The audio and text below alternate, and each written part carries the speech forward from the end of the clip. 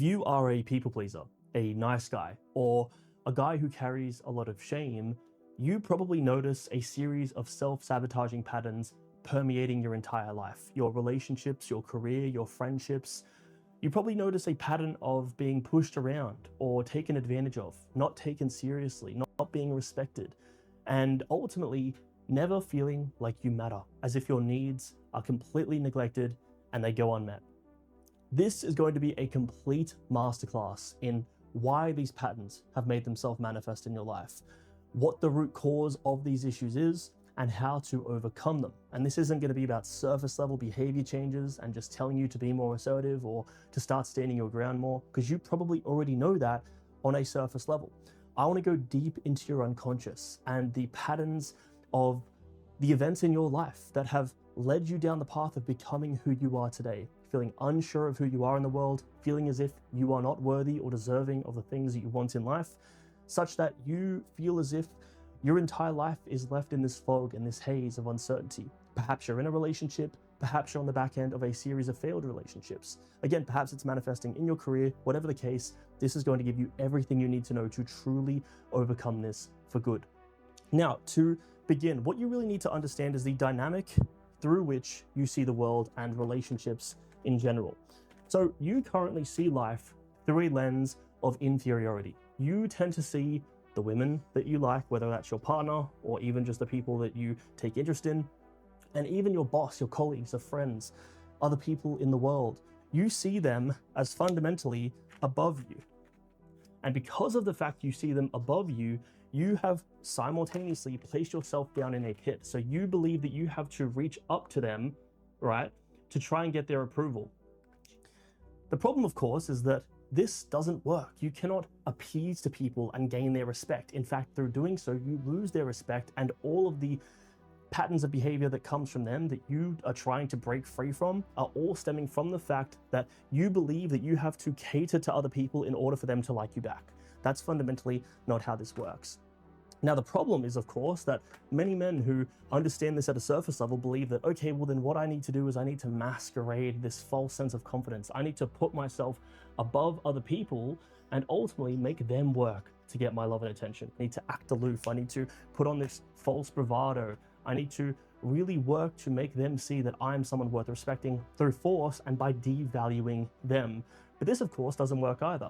Sure, it might get you laid, it might get you some short-term opportunities, but it's going to burn every single bridge in your life. And these are the douchebags in life. These are the people who are masquerading this arrogance and this false confidence that ultimately makes them incredibly unattractive in long-term relationships and even in, professional and platonic relationships. What we're really aiming for here is a dynamic where you value yourself and you have enough self-worth to see that you and other people, whether that's, again, women, colleagues, friends, are equal in value, with neither one being better or worse than the other. So you value other people, you have empathy for other people, and simultaneously you know your own worth and you won't tolerate bullshit. Now, how exactly do we achieve this frame of mind? Well, it's obviously incredibly complicated. We have to go deep into your unconscious patterns, deep into the shadow, deep into the subpersonalities and the wounds that you carry from past relationships, from your upbringing, from parent dynamics, and everything in between. Now, to understand that, what we need to break down here is Jungian psychology. And so essentially there are three main things that we need to know and that we need to understand here. First and foremost, we have the ego, which sits at the center. This is you're essentially your true self, right? This is who you believe that you are at your core and how you know yourself. It's essentially the driver of your life. Now, the problem with nice guys is that they have forged over years of conditioning what is known as a persona. Now, the word persona stems from the word mask. So this is quite literally a mask that you wear to the world. This is where that niceness comes from. All of those people-pleasing patterns comes from. It's where you've created this entire identity of the pleaser, the giver, the nice guy. And through doing that, you have repressed what is known as the shadow. And down here, which would be, essentially bordering on the line between conscious and unconscious, right? So the shadow sits in the unconscious. This is all of the stuff that you have repressed, that you've buried, that you've denied within yourself. This includes your aggression, your assertiveness, your confidence, your your ability to stand up for yourself. All of these traits that represent aggression, right, which you may have learned at a young age was something to avoid and something that you didn't embody, all of this has been buried. And so as a result, you're caught in this split where when you have your conscious abilities about you, right, when you're not emotionally triggered, when you're, able to intentionally move through the world, you're acting from this persona, which is very nice, very giving, very generous, always agreeable. And when you are triggered emotionally, when you get fed up, when you essentially run out of energy to hold this persona and this false mask up, all of a sudden, all of that unconscious contents comes spewing out. You become very cruel and critical and in some ways aggressive, but more often passive aggressive, because again, you don't fully allow yourself to have that or experience that aggression. And so you're caught in this split between the persona and the shadow. You're essentially, depending on whether you have the energy to maintain and uphold that mask, you're acting from the persona. And when you run out of energy, when you're triggered, when you're burnt out, when you are exhausted, all of a sudden, all those shadow contents spew up. Now, what we really need to do here is we need to start to integrate these two sides back into consciousness. We need to reintegrate your entire self so that you're not operating from this split and fractured sense of identity where you're trying to put on this fake mask of niceness and trying to bury down the aggression or the assertiveness that you know that you contain within you. And we need to bring all of this stuff back into consciousness so that it essentially regrounds you. It makes you whole again, right? Because right now you're completely fractured. And how we do that is by essentially bringing all this content back up to consciousness and restoring that control back in the ego. In a way, we're expanding the ego to house all these different sides of yourself. Now, what we need to know about the shadow is that within the shadow, there are sub-personalities, right? There are layers to the shadow which manifest from most conscious to least conscious. At the most unconscious level, we have the entire shadow personality, or the entire set of shadow characteristics and traits and beliefs and everything that you've buried. Now, within the shadow, there are different sub-personalities. So we might have, again, a people-pleasing or appeasing personality. Now, those sub-personalities are essentially fragments from yourself formed in past experiences, which we'll get into in a moment. But each of those sub-personalities contains traits, and those traits make manifest certain behaviors. And so what we're trying to do is we're trying to reverse engineer what is most conscious to get down to what is most unconscious, because ultimately the goal in shadow work and in integrating yourself is making the most unconscious parts of yourself conscious. Because as Carl Jung says, until you can make the unconscious conscious, it will run your life and you will call it fate, right? Because all of your aggression, your assertiveness, and all of this stuff has been buried down, what your fate has become is this people-pleasing nice guy who has a smile on his face while feeling bitter and resentful at the world and those around him. So assess what are, and I would recommend listing these down by the way, what are all of your people-pleasing behaviors? What are the traits that those behaviors represent? The appeasement, essentially the self-sacrificing nature that you have. And I want you to create a series of essentially different sub-personalities and list them. Here's the sub-personality, let's give it a name. Here are the traits it represents, and here are the ways that those behaviors make manifest from that sub-personality. And get clear on them, right? Because essentially what we're trying to do with shadow work is ask the right questions to get at the deepest levels of our unconscious, such that by making all of it conscious again, we regain control over the entire system. And so that really is what we're trying to get at here. Because essentially, there were periods in your life, whether they were with family members, with ex-partners, with friends, with whoever, there were moments in your life which fragmented you, which taught you that there were certain parts of you that were not allowed. Perhaps your parents, if you ever got angry, said, no, bad boy, you're not, we don't get angry, you should never be angry, don't be angry, only bad boys are angry. Or if you tried to stand up for yourself, again, don't stand up for yourself. I am the authority here. I'm your parent and you will do what I say. And so this can obviously go down a way darker path of some more traumatic experiences, whether those are experiences of abuse and belittlement emotionally and physically. But essentially, there are these events in life which fragment off parts of your personality.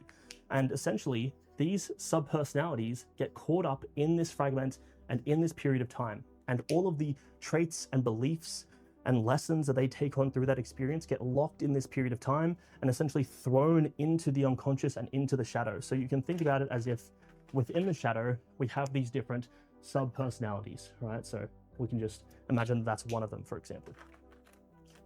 And so what we need to do as we make all of this stuff conscious and we become aware of these sub-personalities is that we want to try and go back to the root events, and we want to essentially go through some form of a self-therapy process. We may shut our eyes and picture that younger version of us in that wounding moment, in that situation that he's in, right? When I went through this process for the first time, I saw a very young version of myself in the corner of the room crying. You know, there were a series of different events in which I saw this pretty similar visual, and essentially in the events, in the surroundings that he was in the situations of conflict and, you know, abuse or heartbreak or, you know, different family dynamics, I saw this really hurt version of myself.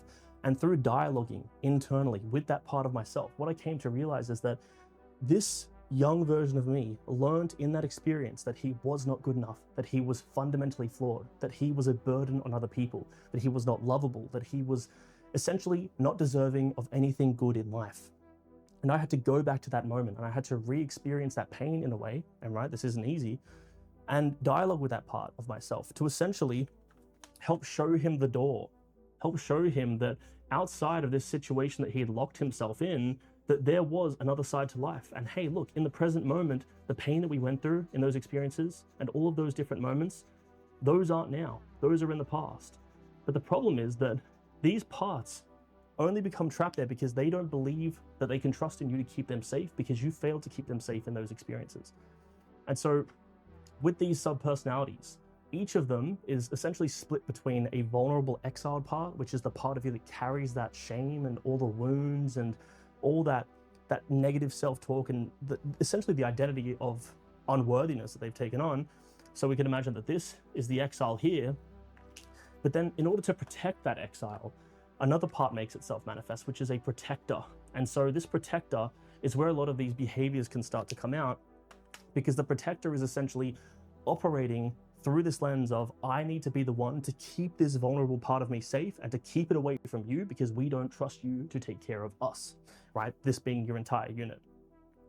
And so you, in many cases, will have to speak to this protector and say, hey, look, I know that I failed you in the past, but I need to connect with this version here, the wounded part, and help show it that there is a door that we can go through to see the present world that we're currently living in, where all of the pain that we suffered through is no longer essentially something that we're experiencing now. It's all in the past, and the stories have changed, conditions have changed, and the world has changed around us. I know that's a bit of a long tangent and it's really difficult to get into, which is again why I recommend that you jump into Betterment Academy so I can actually give you the processes, because the theory is good, but the process is really where all this magic happens. But essentially that's the foundational context that you need to understand, is that there are wounded parts of you and these shadow sub-personalities which are trapped in periods of time, and you need to reconnect with them. And simultaneously, you need to become really aware of all these different layers of the shadow, all these different sub-personalities. Now, the reason that this is so important is because we need to go through a self-integration process. We need to fundamentally re-architect your identity and your self-image such that you can break out of this thermostat, because right now, all of your life feels like it's held in a chokehold because you are caught in this threshold, essentially this thermostat that's regulating your life. So you don't allow good things to come into your life because you have a maximum allowable level of deservingness, you could say, and anything above that you'll sabotage because unconsciously you don't believe that you deserve it. Again, based on the stories that you learned from those past experiences, which have all been repressed into the unconscious, and they have shaped your entire identity such that you see yourself beneath other people and that you only deserve things within this range. Whereas this range is infinite, right? You can experience and have so much more greatness in your life, but you only allow yourself this thin range because this is what you have been conditioned to believe that you deserve. And so such that by reintegrating all these lost parts of ourselves and really changing that self-story, we can start to break out of this thermostat and start to increase the temperature at which we can, or that we're able to permit ourselves to experience in life. Now, I want to touch on one last thing before we move forward, because what I find that the biggest problem is that nice guys face and people-pleasing men face, and men that carry shame face, is the burden that it places on their relationships.